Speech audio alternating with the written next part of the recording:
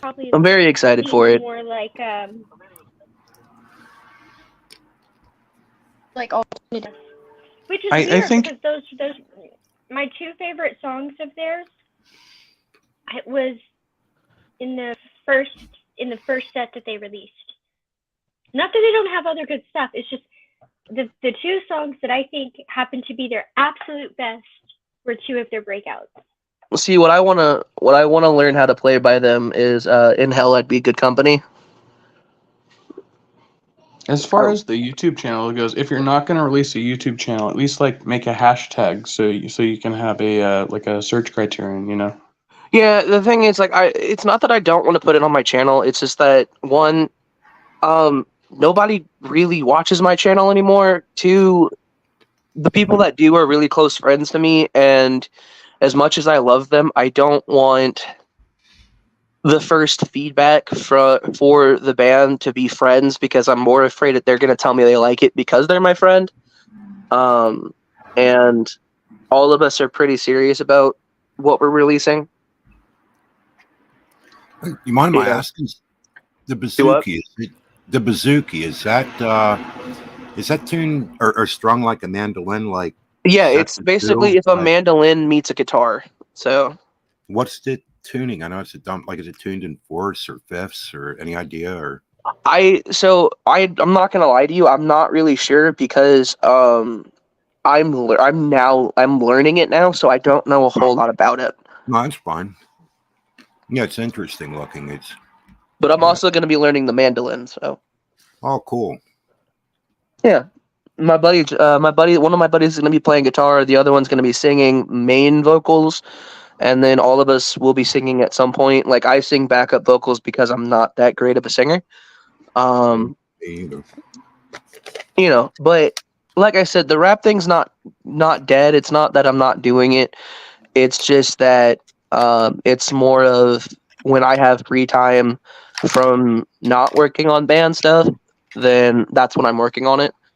Because I love rapping. I love making rap, but I'm kind of at a point right now where if it happens, it happens. If it doesn't, you know. Well, because I've been promising the same fucking album for like, I don't even know how long, like 5 years now, I feel like. Who did the rap song? Was that Sam's or that was yours? The one that just played? Well, I played one of mine and then Sam played his. Oh, okay. Yeah, mine wasn't at all finished. I think what Quentin played was a finished product, right? Right, Quentin? Yeah, it was. So what it was it was an open verse challenge on TikTok, and I just happened to be able to freestyle to it. You know, so it took me one take, and you can tell that it took me one take because the audio quality is not that great, unfortunately. And what sucks is that so I have a lot of videos on TikTok, and like not any of there's only a few that I'm proud of, and that's one of them, and it's my least viewed video, which fucking sucks, unfortunately. Yeah. I never tried rap. That's I probably couldn't get the rhythm down and stuff. Jeez. Rap is, I don't want to say rap is difficult, because it's not. It's more, how do I put it? I don't want to sound like I'm a snob, so that's the thing. Like, if you can land on beat and you can think on the spot, then you're good to go when it comes to rapping. But if not, then I can't think on the spot. That's my problem. Well, see, the reason I can is because of my ADHD. Like, I have so many fucking thoughts going through my brain on a constant basis that, like, hey, these sound good, so let's put it together. Yeah. The ADHD is a weird thing. I think with that type of creativity, I mean, there's a place for it, but mostly ADHD people are going to get it, right? And like, there's going to be a lot of too much overlap for most normal people where their brains they're just not going to be able to handle it. Like, well, I mean, I've seen that. The thing is, like, you can learn to rap. right? Like I can teach somebody how to rap. That's the thing. It's just I'm gonna sound like an asshole here, and I apologize, but anybody can rap, but not everybody can be good at rapping, if that makes sense. Like, Yeah. you know, I love the music that we're making, but fucking folk music is a very niche genre. So like it's gonna like for me the reason why I'm really excited about it is because I've always loved folk music for the symbolism in it, and it's not just basic lyrics. It's not just, hey, let me just tell this story. It's more of like, I'm going to tell a story, but I'm going to use symbolism in it. I'm going to do all of these things, and I'm going to say this.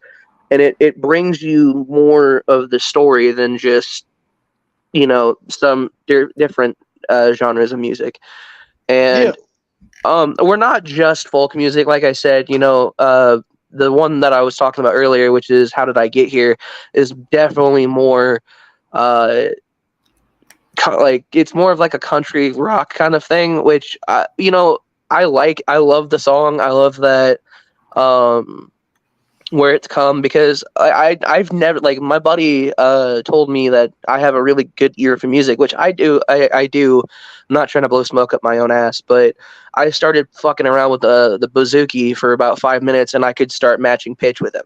So that's kind of the thing that I love about the my group, is that we get together, we'll smoke a little bit of some devil's lettuce, and then we'll start playing and start fleshing shit out, which it's been a lot of fun. We've gotten a lot done. I don't know why we decided to do a Blink-182 cover, but it sounded good, because what we're doing is most of our music that we're going to record is going to be acoustic, because we want to be able to play it live.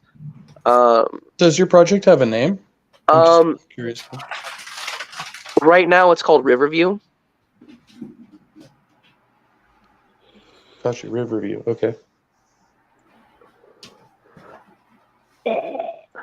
White boys can't rap. Sorry. Okay. Why?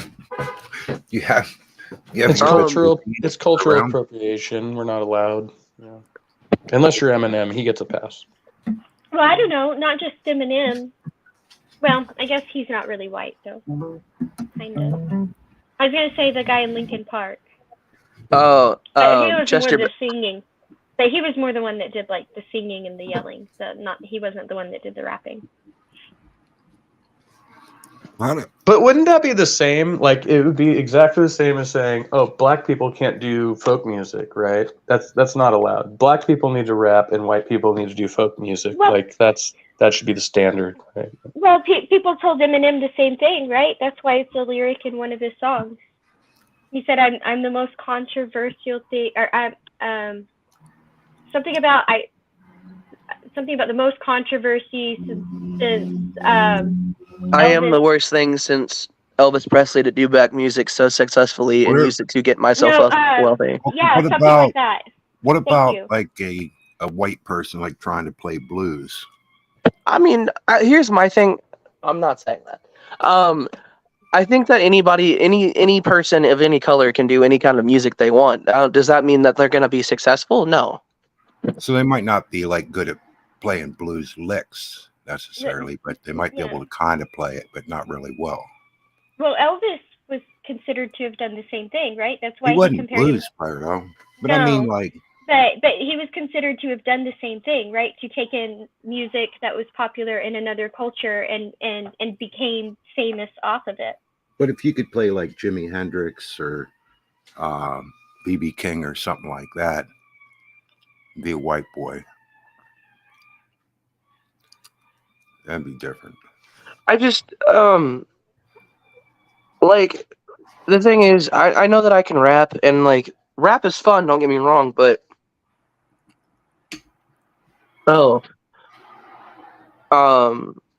but sorry, my partner is talking to me as well. She wants me to say that whoever said that white boys can't rap, Eminem is white, bitch. That's what she wants me to say. Oh wait, I'm a bitch.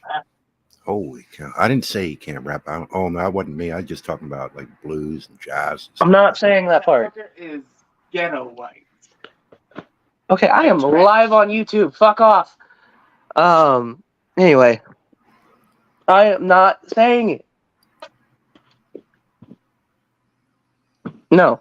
Anyway, what I was trying to say before my partner keeps trying to shove their phone in my face is that the reason why I'm not going full force on rap right now is because I think that folk music is more of a challenge than rap is for me. Can you do like rap to like a funky rhythm and that kind of thing, just off the fly and like make it? Oh out yeah, there? no, I've actually like my buddy has been playing guitar before, and I've just started rapping to it. Well, can you rap to like a I don't know, like say like I tried to do like a jazzy funk or a blues funk type thing, like Yeah, like there's a rapper that does that. His name's Kendrick Lamar. I wonder, are you gravitated towards more like lyricism and less towards the musical aspect? Like the music is more of a challenge, and you feel more inclined to being a lyricist? Yeah, I think that. See, because here's the thing: in order to be good in folk music, like, I mean, you have to know what you're doing, right? And not everybody can be the next Bob Dylan, and I'm not trying to be the next Bob Dylan. But you know, it's more of a challenge in the way that you have to think about the symbolism in the song, and how if you even fuck up like one metaphor, in my opinion, then the whole song's kind of shot. And it's kind of why I'm currently working on a song that talks about a certain drug addiction that I had, and instead of it being preachy like, hey, don't do drugs, this is more of like a first person point of view of like how this affected me, why I was doing it, like what happened during this time, instead of like rapping about it, where like, because the thing is, I tried rapping about this certain addiction, and it didn't, it's not that it didn't go well, it just felt more preachy than anything, and I was just like, this isn't really what I want. And then my friend approached me and was like, hey man, I'll help you write the guitar part if you want to do a different instrument, and I'll teach you how to play it. And I was like, fuck it, why not, let's learn this. And so right now, it's the song that I'm talking about that I'm doing is about 45% done. The way you describe Kendrick that Lamar reminds is me not of a mumble rapper, and I will fucking fight you, Bond.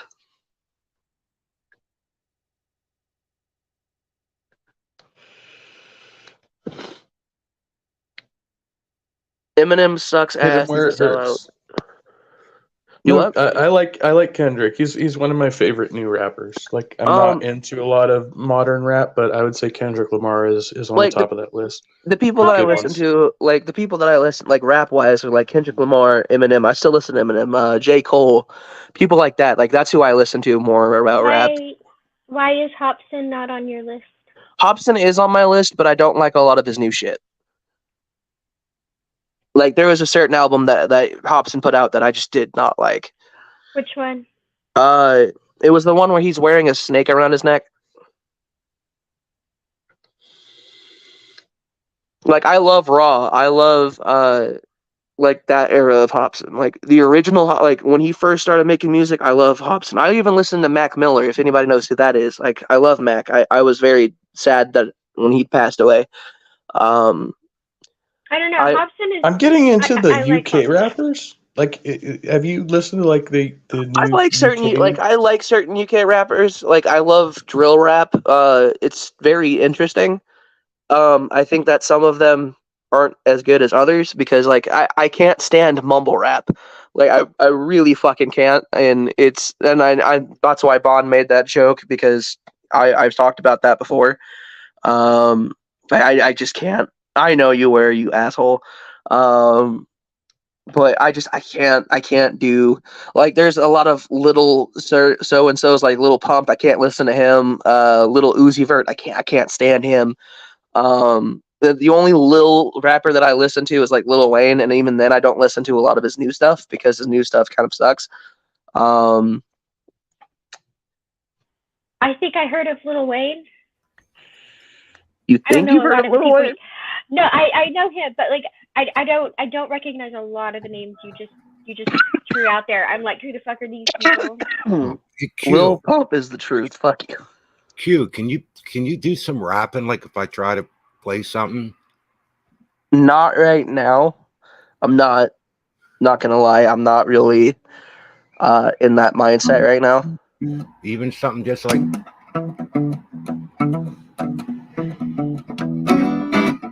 I do fuck with that though. I But that does sound really good.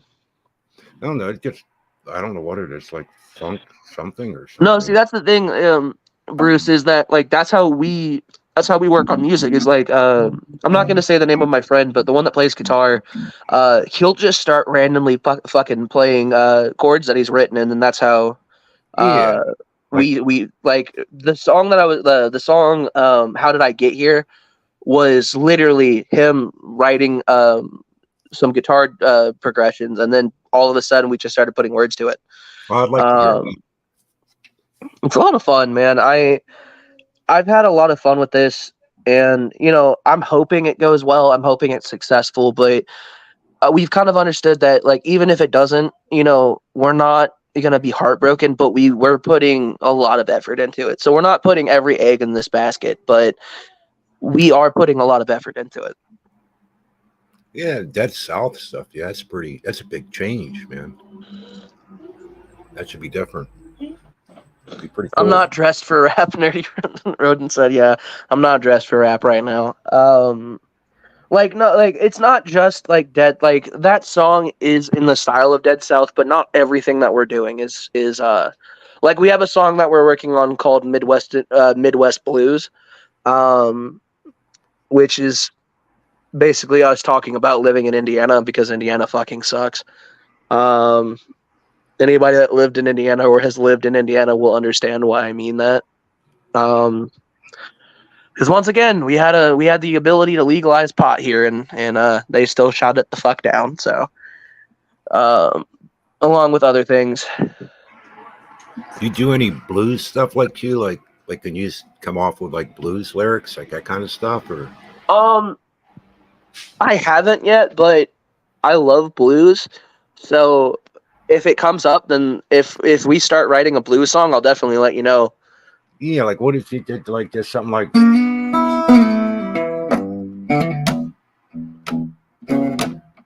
yeah, see that's some good shit. Wow, wow, wow. There's a running joke between my friends and I that I was born to play the harmonica. That kind of stuff. Yeah, there you go. You need some harp and notes that are actually in tune and stuff on the guitar. Hell yeah. Yeah. Well, you sing good blues licks, so.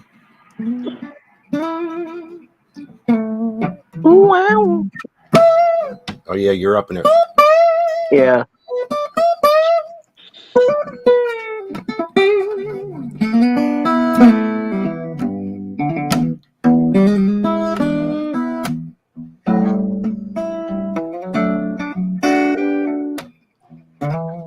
Damn, that sounds good, man. Please teach Irenic how to do that. I was hoping to get you to sing some blues or rap to it. Oh no, man, I can't sing worth a fuck. I'm not gonna lie to you. I don't sing either, so don't feel bad. I want somebody to teach. I want somebody to teach Irenic how to do that. Do what? Play blues. I love Nerdy Rodent. He's in the fucking chat going, I woke up one morning, fell out of my bed. He likes to play guitar, and I'm not gonna say he's bad at it, but it doesn't sound like that. It's like that's all I'm gonna say. Yeah, it's different style. Bruce, one of the songs that, like, if we do another cover, one of the songs that I really, really, really want to fucking cover is Bad Moon Rising by CCR. What was that like? I've always loved CCR. See a bad moon rising. I see trouble on the way. Fucking, like, there's not, like, in my opinion, I don't know how it goes, but I haven't played that in a if I can say this, I think that in a lot of aspects, there's just something missing from modern day music, because like if you look at CCR's catalog, they put most of their music out in 4 years, but it's still Oh, like some of the best fucking music ever made. well, You you have to be able to sing like. Well, here's the thing, though.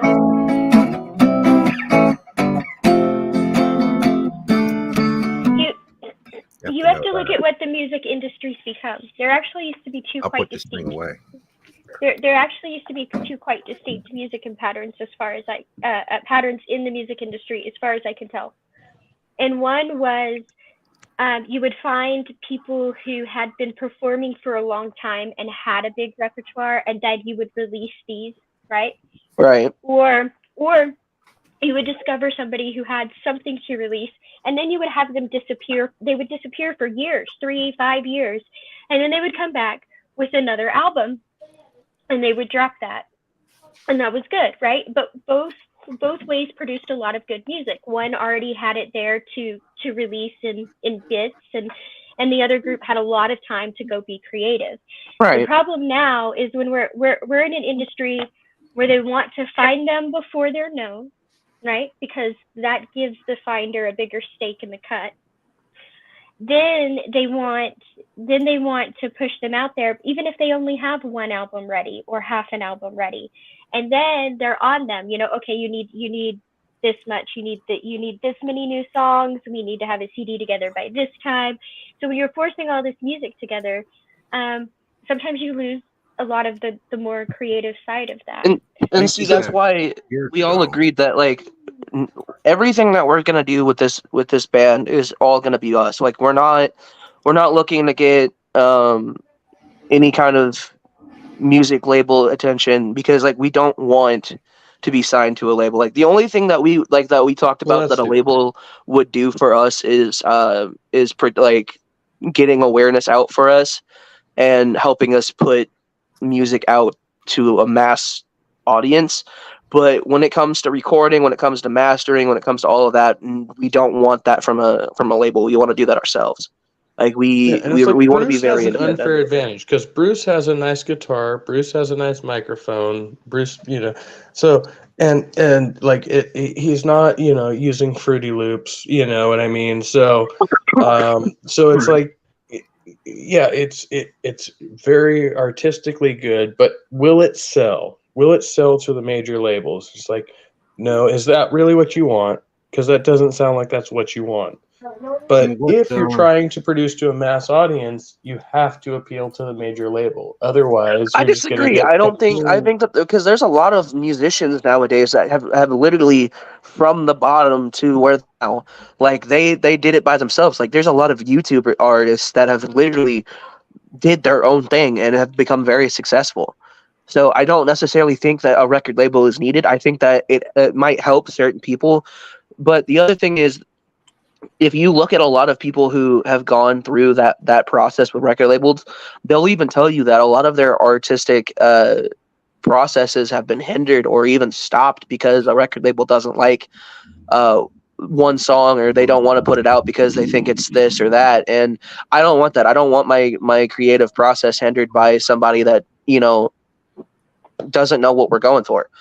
I feel like I have to clarify that Fruity Loops is a program, an app. If people aren't aware of that I wasn't yet. That's. Well, I knew what Fruity Loops was. How many people don't? So I guess a lot of people. Don't you think that if you write something that has a hook and it captures people's interest, they like it, that they start sharing with their friends and stuff, and it can become viral just because it's actually good? Yeah, I agree with that. I mean, I think the old days, record labels are really important. They probably still have their place, but it is different today. It's kind of weird. I mean, you can make a goofy video that can go viral, I don't know. It's just the Friday Girl. Oh, I'm sorry. Can you guys still hear me? Yeah. All right. I might be a little muffled because I put my headphones on. I apologize. But like the thing is, like, we're not like the other thing is we're not doing this to become rich and famous. Like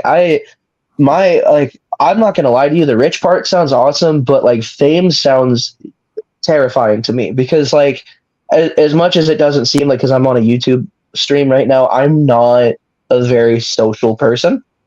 Um, so like this kind of social like interaction is perfect because I don't have to meet you face to face. But you know, I know that if we get big, we have to go on tour and all that shit, which is going to be fucking awful. In certain degrees, but awesome in certain degrees. Like that'll help me, you know, fulfill my dream of traveling to different places because I've always wanted to travel. Like I love getting on the road and going somewhere. Um, but I think that if you do this independently, this is just my opinion, and I'm not trying to talk shit about artists that didn't do it independently.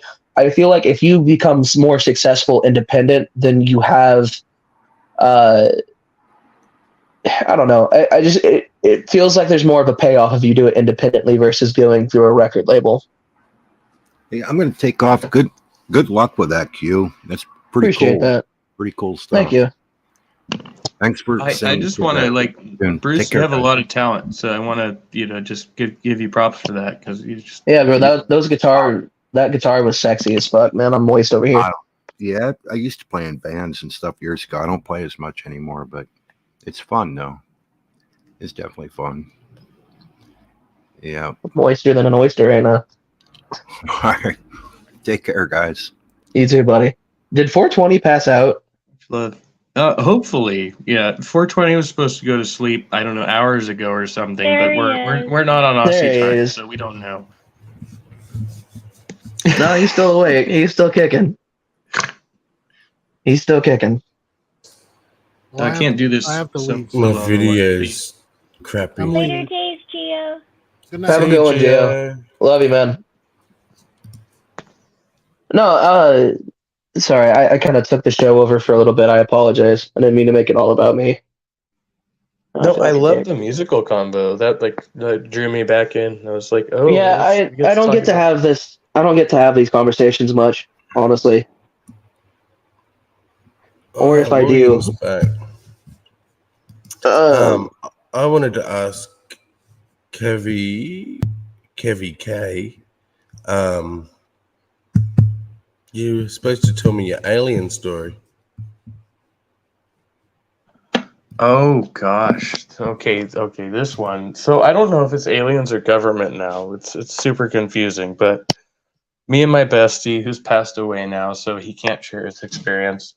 We were both sitting on a couch on the front porch, as you know, good rednecks usually do, at like 2 a.m, smoking a doobie, and then all of a sudden, I've told this story before. It seems ridiculous.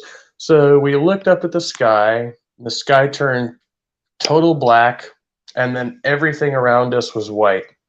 And then suddenly we became lucid, and several hours had passed, and the sun was rising. And we looked to each other and went, "Whoa, what just happened?" Because we just lapsed, both of us, while sitting in the same place in the same position, several hours of time. And went, "Whoa, what just happened?" And so his explanation was God, and my explanation was aliens, and maybe it was the government, but we don't really know. So we just have this period of lost time. Basically, it was kind of like, but it was like at the time it was really bizarre because I felt like I was sitting there and I was paralyzed, right? And like, oh, you were just really stoned. And I'm like, no, I've been really, really stoned, and I can describe that experience, and this is totally different. So I saw a veil of black come over the sky, like the stars became completely covered, and I could see this happening, and then a period of time where everything went completely white, like being in the Matrix. And then I just snapped back into reality all of a sudden and looked at my best friend who described a similar experience. And so I thought we were abducted. That was kind of my explanation for the story. And now I don't really know. I'm still skeptical about it, but we're in a very rural area of Northern California, and completely isolated from anybody, and it's like, how do you retell that story and not sound completely nuts? If it's okay, I'd like to give 2 shout outs. What's up, William? I haven't seen you in a minute. And hi, Grandpa Spooky. I love you. I hope William was asleep. If No, we're in the same or similar I think that time there's a lot. zone. Either there's 3 explanations for something like that to happen, right? There's either the I have no idea what the fuck just happened explanation. There's the well, it has to be Jesus or another god or it's aliens. And I because dude, there have been multiple times that I've had things happen to me that I couldn't explain to you even if I fucking wanted to, you know. So I understand where you're coming from, man. I do. Yeah, it's like 9 times out of 10, I can trace it back to humans, but in this one, I'm like, okay, at best, it's the government, and they're doing some kind of experiment, which has to be like secretive, and What?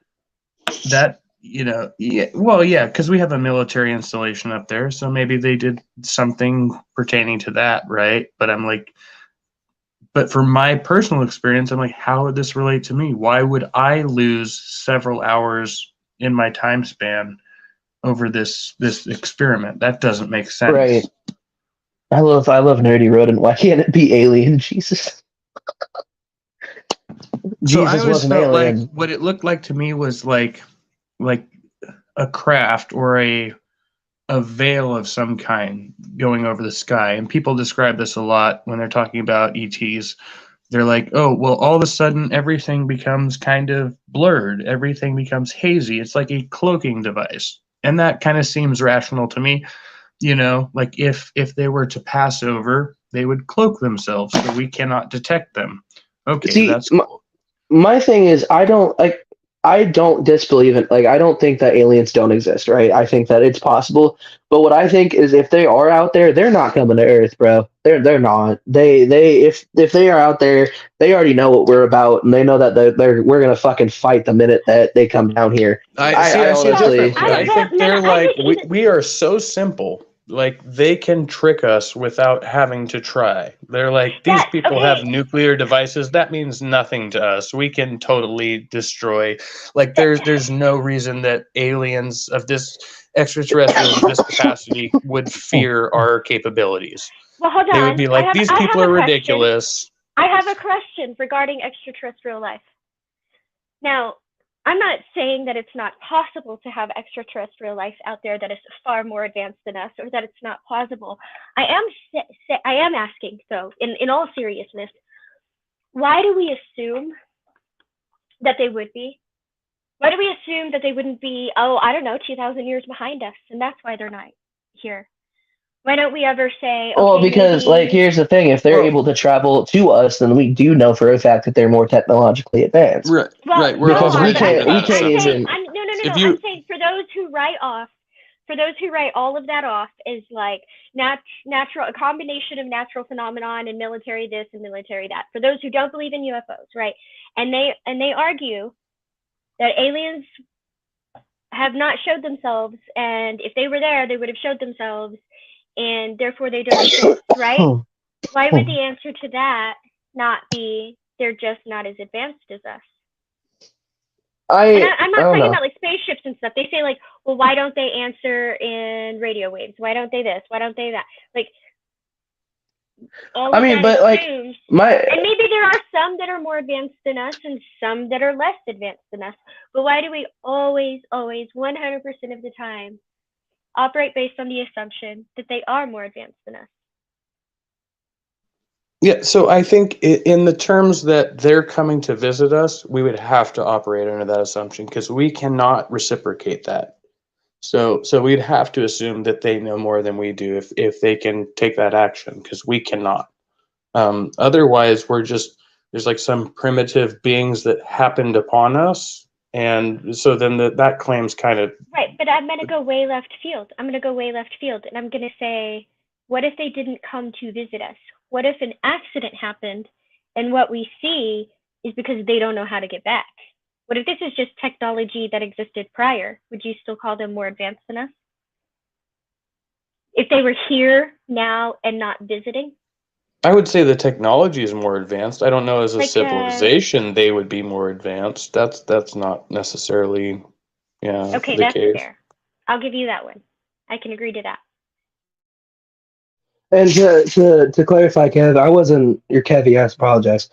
I wasn't saying that they fear us as if we were to attack them. I think that what I was saying was like they'd have no interest because, like, you know, the first instinct for humans is to fear something that they don't understand. And dissect And it? yeah, like, or fucking attack it, you know. And then dissect So, it. and my partner says we'd lose immediately if that were the case. Just to put that, you know, because she's listening. She hates me whenever I go live because I go on tangents. It seems like they've done this in science fiction before, where there's like a civilization who has far advanced technology, but they're like insect creatures, and they have no other feature but to colonize. And so that seems to be like an inherently human fear that people will just come to take over your shit, and they don't really have a good reason, just because they can take your shit. And that's what an insect brain would do, right? But that doesn't seem like the highest feature of evolution. That seems like a very low-lying feature and we just kind of overemphasize the fact that this thing happens, you know. But ants, yeah, they make colonies and they run around rampant, but that doesn't seem like something a higher intelligence would do. Well, I mean, you're talking to an alien right now because gingers are in fact aliens, my man. We're not human. Come on now. I liked District 13 because I think that would be far more accurate. I don't know. So the I plot hated in District 13. Well, because it's not a typical alien movie. First of all, the alien. No, it's not that. It's just that's why I hated it. Yeah, the alien, exactly. But I think it's more accurate. I think it's a more accurate look at the human race and what we would do if such a thing happened. Right? These things crashed here. They don't want to be here. They crashed here. On. They're trying to go home. Right? Stop, babe. I don't like the smell of my armpit. But the whole time they're just trying to find pieces they need to rebuild their ship so they can go home. So the whole time the humans are like freaking the fuck out, protesting them, boycotting them, being all kinds of racist, treating them as if they're a violent threat. It's all kinds of crazy. That was my point, is that, like, you know, we fear things that we don't understand. You know, and like, for example, like, that's a good example of it. And that's why, like, I don't like District 13. Yeah. Yeah. And going back to like how this all started, doesn't that seem like, again, just we're analyzing human behavior and we're trying to psychologize hypothetical aliens in the context of our own behavior. And this is just what people do. And there's no reason to think that that's what aliens would do. We're just like assuming that, right? Mm-hmm.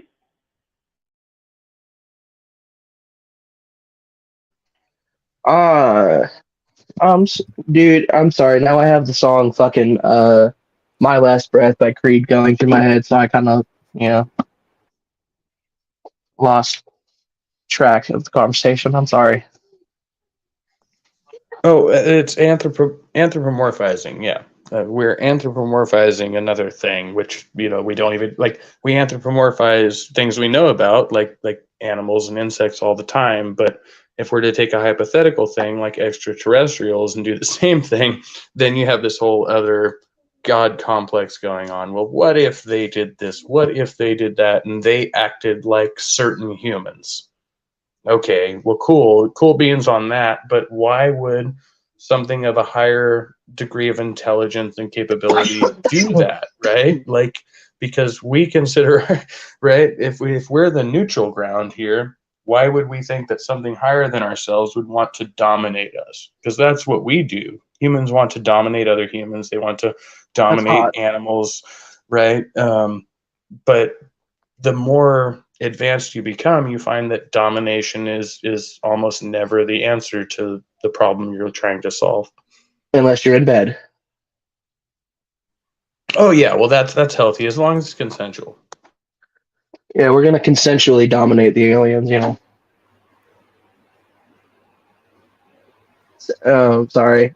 Can we go back to music just for a second? Because I've had this thought that's been going through my head for the last few minutes. If you think about it, Nickelback is just anti-Creed.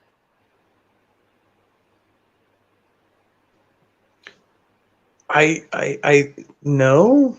I think no, think about it, Nickelback because is- what is Creed What? other than a butt rock Christian band, right? Because I'm sorry, Creed is butt rock, and so is Nickelback. Nickelback is very much butt rock. I love Nickelback, don't get me wrong, but they're butt rock. Well, that's a perfect example of how I think the music industry can kill a band, actually. Because when Nickelback came out, they were actually good. No, they're still good. Like, here's the thing, they're still No, good, but they've always been butt rock. But no, well, I mean like the quality. I don't mean just like the sound of them, right? I mean their lyrics were good. Their lyrics were saying something, and I really enjoyed them. And it's like every single CD they released got more and more and more and more just pop trash. Yeah, Well, of course, but I mean, but I like, think both bands got pressured into that. But hear me out, right? Like, hear me out on why I say that Nickelback is the anti-version of Creed. Okay, there's two songs. There's two songs that I'm thinking of right now, and both of them have similar messages. My Last Breath by Creed, sorry, and then Saving Me by Nickelback. If you think about it, they're both similar songs. One's just talking about Jesus save me before I die, and then the other one's like more romantic. So in a way, they're the anti versions of each other. They're still butt rock as fuck. I love them. I love Nickelback. I can't stand Creed. Every you time hear a there's lot Creed. of artists talking about this, where okay, when they have that message, they will kind of make an analogy to the lover as being the Christ, right? Like, so you can still have a love song that's about your religiosity, and that's not really, there's no disconnect there. But I think Nickelback had a better, broader message, whereas Creed was always kind of that fucking I'm 6 feet from the edge and I'm they thinking. always had that message. But Nickelback was kind of doing other things. They were talking about domestic violence. They were talking about other things that were really important, and had a good musical style. I admired both bands in my younger years, and it was because of the lyricism and the message that I turned away from them on both counts. I can't I've never been able to stand Creed, bro. I just, there's just something about them that just, ugh. Like, it's a thing that never matures. You know what I mean? Like, you get into it the first time, you're like, oh, I get where you're coming from. And then 5 years later, they're still preaching the same shit. And it's like, oh, this is just a religious fucking, yeah. But if I can give an example of a band that, even though they were signed to a record label, has changed for the better, is Avenged Sevenfold. If you go from Sound of the Seven Trumpets, if you go from Sound of the Seven Trumpets to fucking The Stage, in my opinion, Avenged Sevenfold has progressed not only to be better, but has progressed in their message. Like, if you listen to the entirety of The Stage, they're calling our government out like every fucking song. Yeah, I know. They're really good. I like them. I love Avenged Sevenfold. I've always been an Avenged Sevenfold fan. Me too. Yeah. So like, if you haven't gotten a chance to, there's a song by them called Existence or Exist, I think. It's 15 fucking minutes long, right? But it's most of it is guitar battle between Zachy Vengeance and what is his name? Johnny Christ, that's it. And it's just, oh god, it's so good. To this day, one of my favorite songs of theirs is probably still Shepherd of Fire. Okay, like, here's my thing. Hail to the King was a good album, but in all honesty, it's not their best album. No, it's not, but I love Shepherd of Fire. I don't Shepherd know why, of Fire, I love that song. Shepherd of Fire was pretty good, but in my opinion, on that album, the best song that they had was Acid Rain. Or yeah, no, that's on The Stage, actually. No, is that on Hail to the King, or is it on The Stage? Fuck. That's probably one of my all-time favorite songs by them is Acid Rain because oh my fucking god, it's just so perfect. And that's why like I've always been like so the reason why music is very important to me is because, you know, as somebody with autism, as somebody with ADHD, depression and all these other fucking issues, um you know, everyone was just like, "Oh, you need to seek therapy. You need to talk to somebody. You need to do this and this." But legitimately, there's not been a time in my life where I've felt super fucking depressed and music hasn't helped. Uh, you know, like for example, if I get angry and I want to fucking beat the shit out of somebody, I'll throw on some Five Finger Death Punch and go run for a little bit, you know, until I'm I tired think and then I don't want to fight.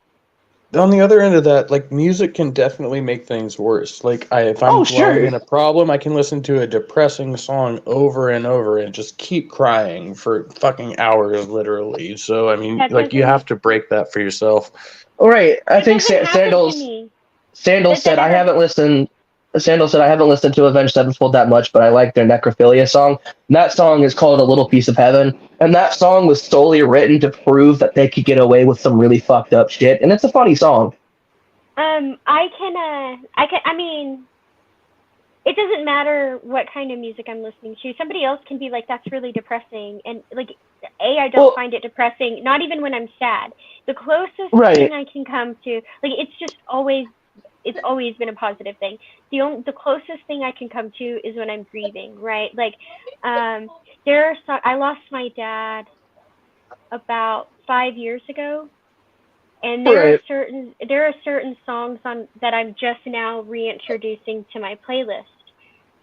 But it right. wasn't that like it brought any negative feelings or anything. It's just like it would play, and I would immediately think of my dad, and then those were the tears, Right, right? but And so, the thing is though, he is right in the sense that there are people who, like, here's the thing. I think that the therapy is a broad fucking spectrum, right?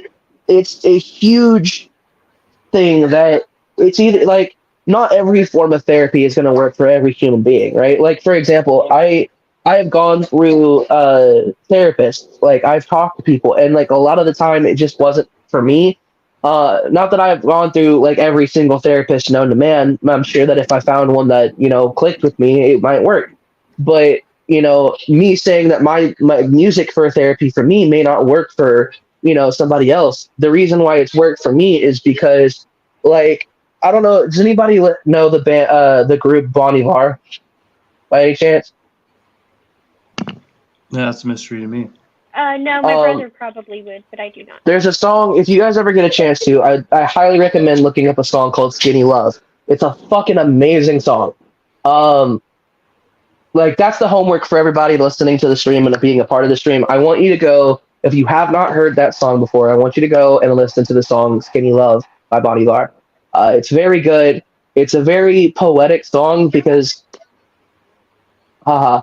It's a very poetic song. I won't tell you what the message is. I want you to figure that out for yourself. But like Bon Iver, for example, they write music and they'll mislead you, right? The lyrics will tell you one story, but the instrumental will tell you a whole different one. I'll suck your dick when you suck mine, babe. Anyway, sorry, my girlfriend again. No, I think that's a great message, and it's important to like if you're choosing music therapy, it's just like any other therapist. You have to be a bit picky in the selection process. It's like, is this person helping me attain whatever therapeutic goal I have, or is this just, you know? And it's like, so you still have to be a bit discerning in that kind of sense, right? Like, is this song just making me dwell in the shit? Right. I mean, don't get me wrong. I won't. I won't say that there have been songs that I've listened to when I've been very depressed that have kept me in that depression.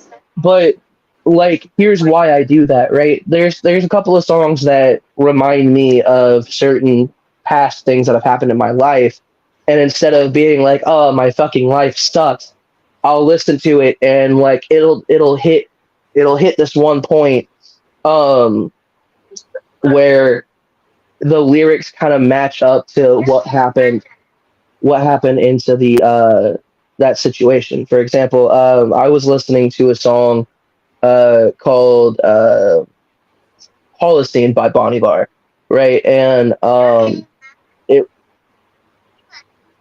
it reminds me of a relationship between one of my siblings. Um, so like whenever I was not able to hang out with my siblings or talk to my siblings, I would listen to that song and it would feel like they're here. You know what I mean? So I, I think you need to be careful. Like if you're feeling very depressed about something and that song that you're listening to while you're depressed is making shit worse, then you need to change the song or you need to go and reach out to somebody. So like don't take my account for music helping me through my a rough time in my life that is going to help you for your life. I just want to make that clear and state that. Yeah, yeah, I think it's important because we should love music, but we should realize that music describes an array of experiences, like what we're Right. experiencing, and it's not. Sometimes we can kind of it's a confirmation bias thing where if you're feeling shitty and you find a song where somebody was feeling shitty and they relate to you, but you keep doing it over and over again, now you're just stuck in a loop. Right. We Like want to avoid that. another good example is there are a few songs that are like I'm gonna just go ahead and give the names. Under the Bridge by Red Hot Chili Peppers, Hurt by fucking Nine Inch Nails. It's the original version by Trent Reznor, not by Johnny Cash, which a lot of people think Johnny Cash wrote that song, but that is not true. He covered it. Let's see what else. There's a few other songs, but as somebody that was addicted to drugs, those songs literally helped me get through my drug addiction. You know, because like when I listened to it, I knew I wasn't alone. I knew that like I wasn't the only one dealing with this kind of shit, and that kind of gave me the ability to recover and keep going rather than to just give up and go back to that drug. When you're feeling shitty, when you are feeling shitty, you can always look on the bright side of life. Yeah, like that's true. I've been listening to sleep type music that restores the mind. I made a typo, but that makes things more interesting. And yes, therapy comes in many types. Some type work for some people, not for others. Yeah, like that's the thing, is that if something is not if something is not working for you, then there's nothing wrong with looking for another type of therapy for you. I hate that there are people that are like, oh well, this isn't working for me, so it won't work for anybody. Like I hate that kind of mentality. It's such a fucking shitty thing to say. And I'm guilty of doing it before because there were a few friends of mine who had just this is a while back. They had just started taking like antidepressants or mood stabilizers, and they talked to me about it like, hey, did this help you? And I'm like, honestly, no, I don't think it helped anybody. And then I realized that was a shitty thing to say. So don't knock something until you try it, but if it doesn't work when you try it, find something new. I don't know. I keep feeling like I'm saying the same shit, and I apologize. Yeah, or if you don't like the song, change the station. I mean, pretty simple now. Yeah. Another song I highly recommend, and if anybody is into like heavy metal or listens to Five Finger Death Punch, if you want a song that's uplifting as fuck, I recommend listening to the song "Brighter Side of Grey." Fucking amazing song. It might get you in your feelings a little bit, but it's a very good song. Five Finger Death Punch is pretty good at that. Oh yeah, no, especially if you watch the music videos with their songs, like, yeah. My thing, I have nothing but respect for Ivan Moody as an artist because one, do you guys here's an interesting story. For those that don't know, Ivan Moody wears dog tags around his neck, but has never been in the military. But the reason he wears those dog tags is because they were doing a concert for the military, and they do this every year. And a soldier came up to him and told him like, "Hey, my friend died, but when we found him, his iPad or his iPod had your song playing as the last song he listened to before he died." And Ivan Moody really felt that, and when they gave him his dog tags, he hasn't taken them off since. So I respect the fuck out of people that do those kind of things. Well, also, my brother was at one of his concerts. He also got to Right. go see The Who with my sister, which I'm so jealous of. But anyway, concerts, and oh, dang it, I'll be right back and I'll tell you. Sandal said "Lift Me Up" by Five Finger Death Punch. "Lift Me Up" is a fucking amazing song. I will give you that. Like Way of the Fist. No, don't go, Pixie. Don't go. No. I'm like, I love Way of the Fist because it's so extremist, but at the same time, it's like, every time I get into a fucking some type of confrontational situation, that's where I go. Like, okay. Oh yeah, no, "Way of the Fist" is a fucking amazing album. I think isn't that the one with the bleeding? Is "The Way of the Fist"? If I'm not mistaken. Same one. The Bleeding is an amazing fucking song. Oh my god. Like, you know, I like bands that will take a topic that's very serious and not make fun of it, but do it in a way that is not preachy as fuck. You feel me? Like the Bleeding is literally talking about a toxic relationship, and like they don't do it like in the same fashion that a lot of other people will do it, and that's why I can respect artists that will take a serious topic and add some nuance to it that's not making fun of the topic, but rather improving the awareness of said topic. So, like, on to what we were talking earlier. Do you, like, I feel like any time a band gets recognized, they get like some corporate backer, and they start to, like, they are automatically, regardless of the message, they're going to become a caricature. Like, most people are going to be like, yeah, cool, because they've never heard of this before. But the people who are really, really into that type of, I've known this local band for years, and all of a sudden they got signed to a major label, and now they're very corporate, and the message just seems very immaterial all of a sudden because they're getting money for doing it, right? Like, Right. that's kind of what happens, right? Real quick before we continue, I want to address something that was said in the chat. Jody Newman says, "My boyfriend takes mental meds, has for over a decade and a half, and he's still depressed. It's senseless for him to be on the highest dose that does nothing." And I'm sorry that they don't help him, and I genuinely hope that he does get the help that he needs. And I agree. I think that there are certain there I don't know why, and this is going to sound really shitty of me, but I feel like a lot of the problem nowadays is that if somebody has like a mental illness, the first thing a lot of times that'll happen is they get put on medicine, and sometimes it works, but there are a lot of times where it doesn't, and because it doesn't, they'll dose them up higher. Like for example, for me, when I was younger, I was put on ADHD medicine because I have ADHD, and my body would rapidly get used to the medicine, and then it would stop affecting me.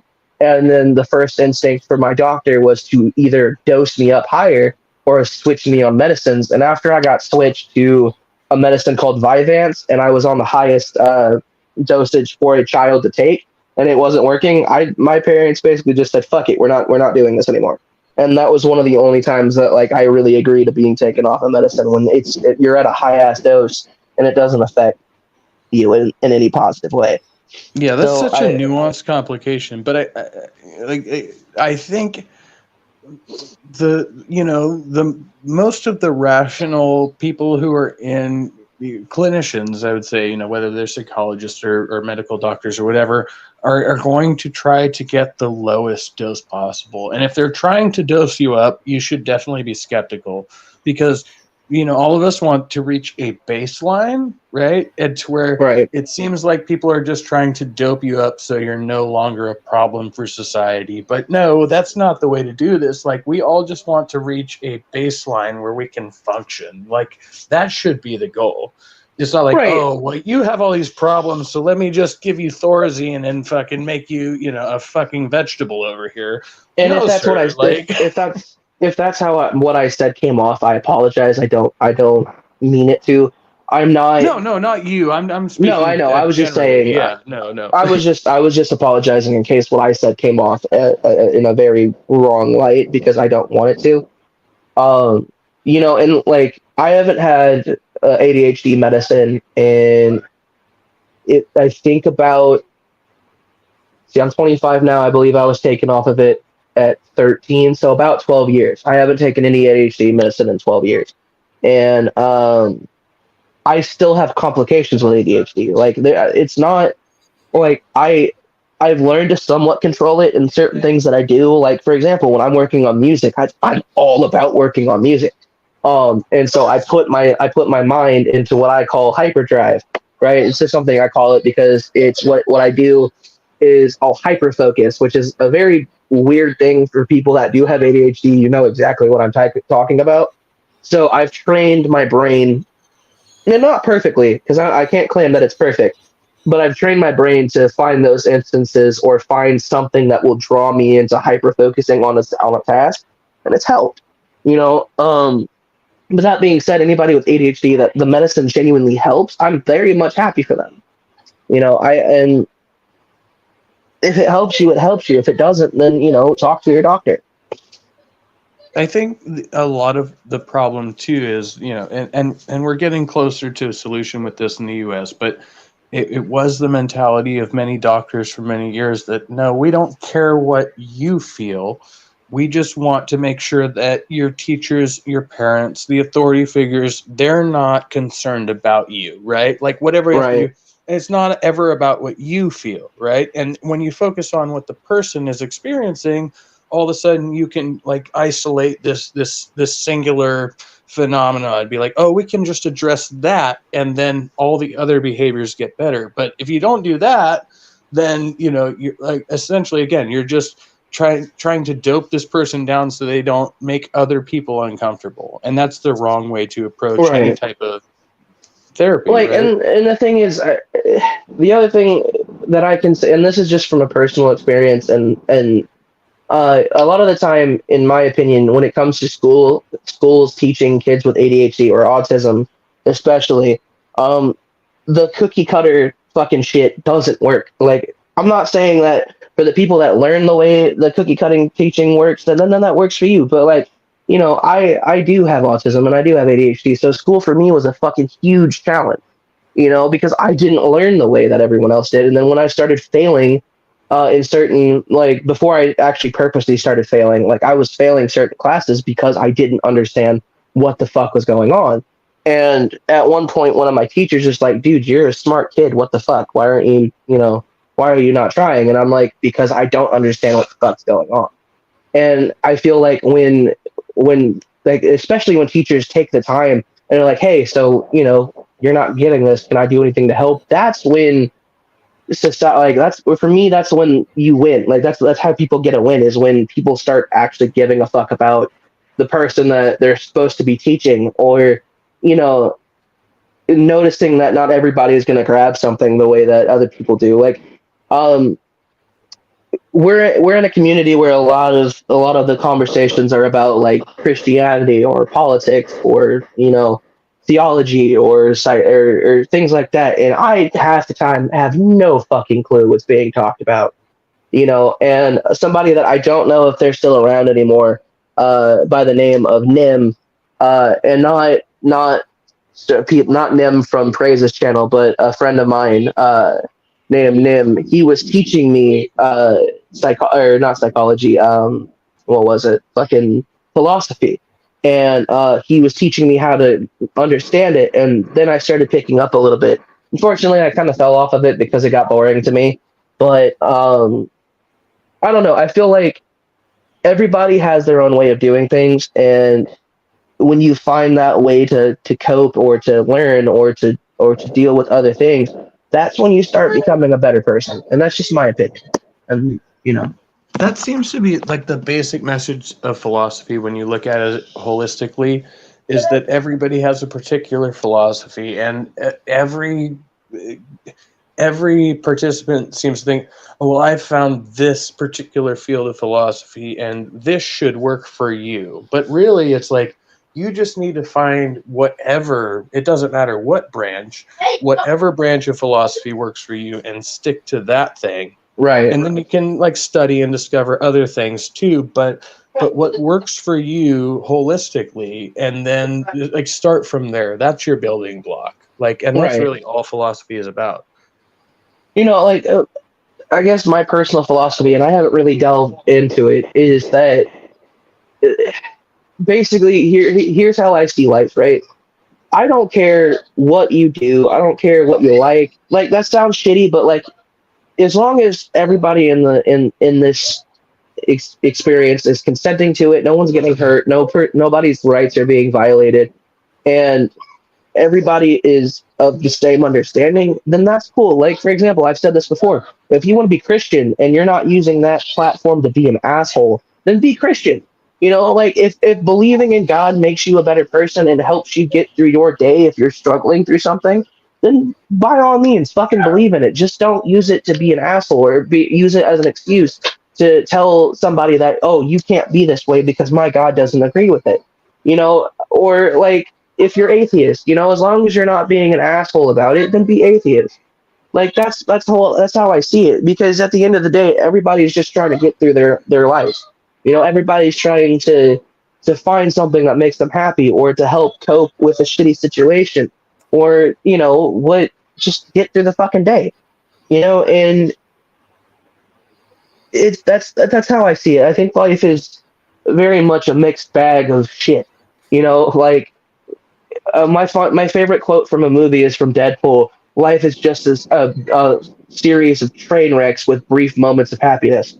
Um, and I know that's a shitty take, and it made me laugh, but it's kind of got a point. You know, not every day that you wake up you're gonna be happy. Not every day that you wake up you're gonna be sad. You're like if you're diagnosed with clinical depression like I am, then yeah, you know you're not gonna get rid of that. Um, but you know that doesn't mean you can't try to have what's the word I'm looking for? I don't know. I don't know where I was going with that. I apologize. I kind of lost my train of thought. I want to make sure is Sammy trying to get something out because no. So Pitbull's like taking the old military euphemism and making it just apply to life, like life is war, war is hell, that type of thing. Okay, cool, but like okay, and then but I think what you said is like super important. It's like not everything that works for you works for me, but whatever. If we can make it just work together, that's fine too. Shit. And As I a totally famous lost my train of musician, thought, but as a famous musician once said, "Come together right now over me." That's what I want. Like oh yeah, that's that was Steven Tyler, right? yep. Yeah. Come together right now over me. You know, like I fucking. That's why I love music, man. Is because like, let's for example, like you know, when you go to your favorite band concert, like everybody's there having a good fucking time, man. Nobody gives a fuck about the shit that's going. Like, I'm not saying not to care about what's going on in the outside world because that's a shitty thing to say, but you're experiencing that group of people that you are now a part of, like you know, and that's the thing. I think once somebody finds where they belong, like not belong, but where they feel like they fit in where you fit in is what Doubting Thomas once taught me, you know. And that's the thing is I feel like, for example, like YouTube, you can make a community of your own, and that's a fucking like that blows my mind, man. Like, you know, I've met some fucking amazing people through YouTube. GeoSam, I'm gonna brag on him again, and I've done it a million times. But GeoSam was one of the first people that started watching my channel, and the motherfucker built me a computer for free, got me a mic, got me a camera, did all of these things just to help me out, and he barely knew What me. a self-serving prick, GeoSam. You know why I would you love do that that to motherfucker. somebody? I love that motherfucker. I love like Math Pig. I love that guy. I love Doubting Thomas because even though me and Doubting Thomas have had some bouts in the past, I love that guy. Fucking, he's taught me a lot of things, you know. And when you come together as a community and you learn things together, you grow together. That's when you start winning. I don't fucking know, man. I feel like I'm not making any sense. No, you're making perfect sense to me. I hope there's no overlap, but no, No, I'm you're making good. a joke. Like no, everybody mentioned just great people, and like everybody's like, fear the internet. These people are all out to get you. And I'm like, no, I'm pretty sure they're not. There may be a few bad Right. apples out here, but Like Alex no. Jones. Fucking Alex Jones, man. They're putting chemicals in the water to turn the fucking frogs gay. I'm sick of this crap. I don't know why Alex Jones is an intrusive thought in my fucking brain. Sandal Because he says just won't life. go away. He really won't go won't. away. Alex Jones is like, he's a literal human parasite. It's like, dude, everybody who loves you like is hating you at the same time. Like, these are the most unhealthy people to be aligned with. So just you keep doing that, and we'll weed out Water the turned me bad into a apples gay first. frog. I love Sandal. Sandal is a fun person. But they made a good comment. Life is a laugh and death is a joke. Right. I agree with that because, like, I've never really understood the idea of fearing death. Right. Because, and I guess maybe it's because of my immaturity at being 25, because I don't fear, like, I don't really fear death as you know, as in, I don't live my life trying to prevent myself from dying. Now, if somebody put a gun in my face and is just like, "I'm gonna kill you if you don't give me your wallet" or some shit, yeah, there's gonna be a little bit of like, oh fuck, this guy is pointing a gun in my face. But like, to live your entire life trying to avoid death, in my opinion, is kind of pointless. Oh yeah, you haven't been around long enough, son. Let me teach you. I've got 10 years experience on you, so life experience trumps everything you just said. But I still agree with it. No, Right. like, Yeah. no, yeah. Living Believe it or life not, with fear is ridiculous. It's right. ridiculous, and it's not going to cause anything to be productive. You're just merely surviving, and that Man, doesn't make fuck any type that. of sense. Yeah, fuck that, bro. Like, what's funny is that, at 25, I'll even give a better example. What I find funny is when, like, I go into, like, a Christian room and they automatically discount me because I'm 25 years old, right? But at the age of 12 years old, I went to Indiana State Bible competition and I took first place, and I beat out people that were older than me in the comprehension and knowledge of the Bible. And this is not me trying to blow smoke up my ass, but, like, this is proof that, like, anybody can, like, at a certain age, like, at any age, can grasp onto something and understand it. And it doesn't really necessarily mean that, like, I'm not trying to say that there's somebody that's 50 years old and I know 100 more percent, like, I know way more about the Bible than they do. But to discount me because of my age is kind of a fucking stupid thing to do. Like, I may not have lived through the fucking Nixon era, right? But I understand that that was not a good era of life. Like, that was a really shitty time in like, human existence. So I think there's certain things that may discount me because I'm 25, but they're not everything. Because I'm young, will I not understand? Yeah, and I take the exact opposite approach. The most successful artists and teachers and authority figures, they only achieve success if they listen to the youth. If they're not listening to the youth, then they're working in the reverse order. Well, everything was this way back then, and it's like, no, sir, you have to adapt to the changing times, not the other way around. If you are to be successful, otherwise you're kind of just an antique, like. Right.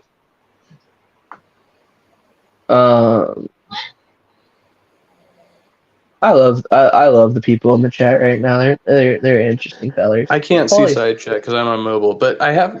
All you have to do if you want to see it is either click on chat and go to comments, or there should be like a 3-dot thing. If you click on that and you see, and you I push choose on, not to. It will disturb my experience here. But fair enough. No, I'm loving this. Is Sammy coming back or is Sammy gone? I don't know. I have to Sammy. leave soon, so that's why I'm like, Oh, I don't okay. want to leave you two alone and not know what's going on, because that would be disturbing. There's a guy in the chat named Satan. Oh, son, Reagan was a lot worse, but he's down here with me. Nixon too. Sammy, are you still awake, my guy?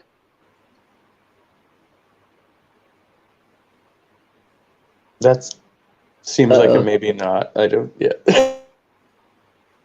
Sammy. Sammy. Come back to the world of the living, my friend. I think it's actually nighttime over there now, or like maybe Oh, yeah, 1 it's in the definitely morning. like. So it would be healthy if Sammy was asleep. Yeah, I just don't know how to end it for him. Like, I don't know how to end. I can't end the stream for him, and I don't want him to just. Oh.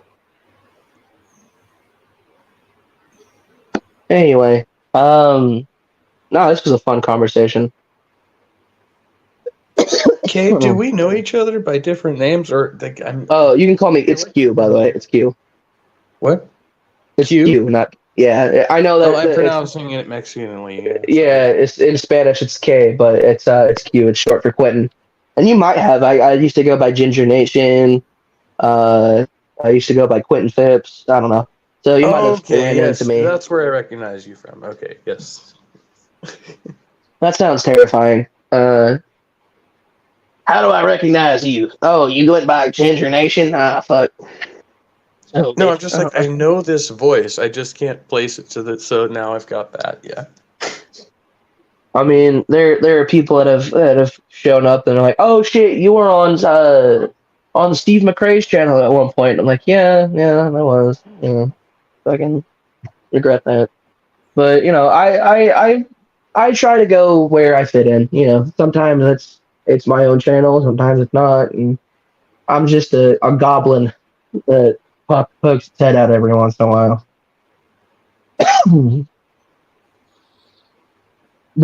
Did you go by a different name at some point?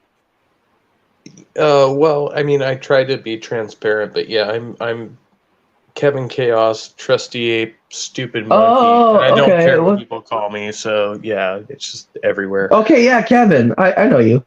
I know you. I don't know you, but I know you. Feel me? No, I mean, we've been engaged before, in conversation, not the other way. But yeah. It's I like, mean, if you want to marry me, man, you gotta step in line. I think somebody else is. Yeah. I'm flattered, but I'm sadly I'm spoken for. I'm kidding. Pixie. Oh Pixie. fuck I yeah, love Pixie's in the Pixie. back. Like, if Pixie wasn't already previously engaged, I'd be like, please marry me over the internet or something. But no, I can't do that. I have to go do other things. But this stream has been superbly enjoyable, and Oh yeah. yeah, I feel at a loss for how to just leave, Professor, just leave. But Q, come by my channel. Like I'm trying to host conversations too, and I kind of live stream this one a little bit. No, Yeah, I don't. Yeah. I'll definitely pop by. All right. It was nice talking to you and everybody. Nice talking to you as well. Sammy, wake up and end your stream, sir. Wake up. Okay. No. Okay. All right. Much love, everybody. Later, buddy.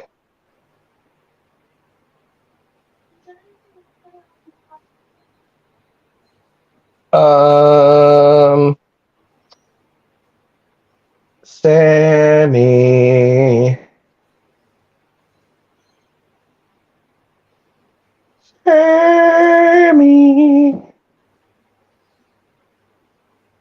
I don't want to leave. Oh. Um.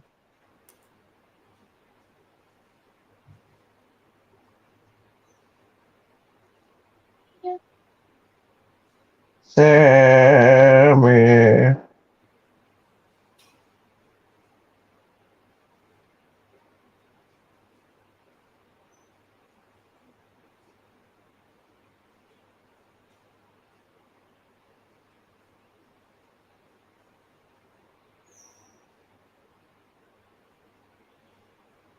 Sammy, boo, Sammy.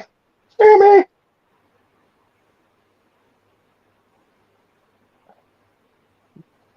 I'm gonna feel guilty for leaving, but I gotta get out of here.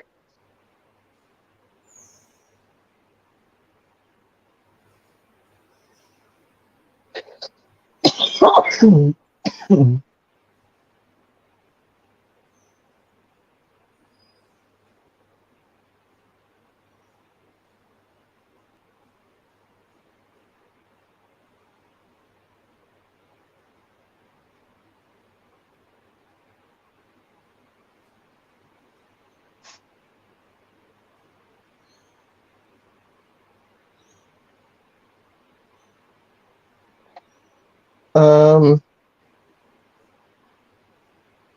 Well,